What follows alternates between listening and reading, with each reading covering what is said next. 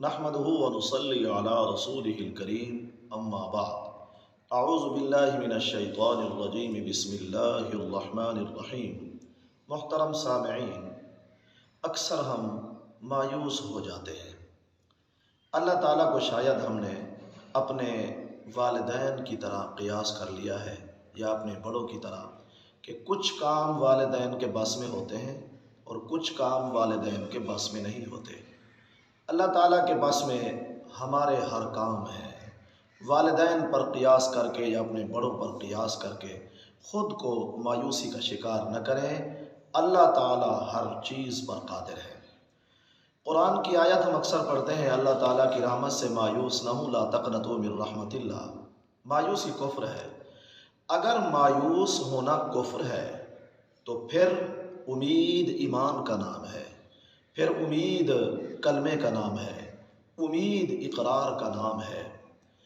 ہم اکثر آیات الکرسی پڑھتے ہیں، اس میں اللہ تعالیٰ فرماتے ہیں اللہ نہ بھولتے ہیں نہ سوتے ہیں۔ اللہ تعالیٰ بھولتے نہیں ہیں، نہ بھولنے کے باوجود بھی اللہ تعالیٰ نے لوح محفوظ کے اندر یہ لکھ کر رکھا ہوا ہے، ان رحمتی تغلب غضبی۔ ہماری یاد دہانی کے لیے، ہماری تسلی کے لیے اللہ نے ہمیں لکھ کر دے دیا ہے لوح محفوظ میں کہ میری رحمت میرے غضب پر حاوی ہے۔ ہمارا مذہب اسلام ہے۔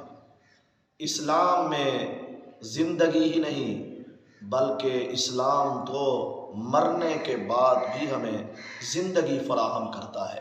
یہ ہمارا اعلیٰ مذہب ہے، مرنے کے بعد بھی جو ہمیں حیات فراہم کرتا ہے۔ پھر ہم مایوس کیوں ہوتے ہیں؟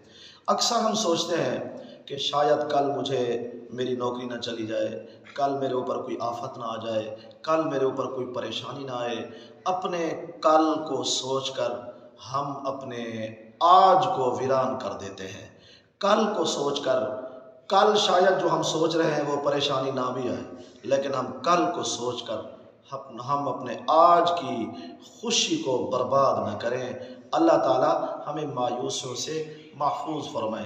ان رحمتی وسعت کل شیء، ہر چیز سے اللہ کی رحمت وسیع ہے۔ اللہ تعالیٰ ہمیں خوشیاں اطمینان نصیب فرمائے۔ وآخر دعوانا ان الحمد للہ رب العالمین۔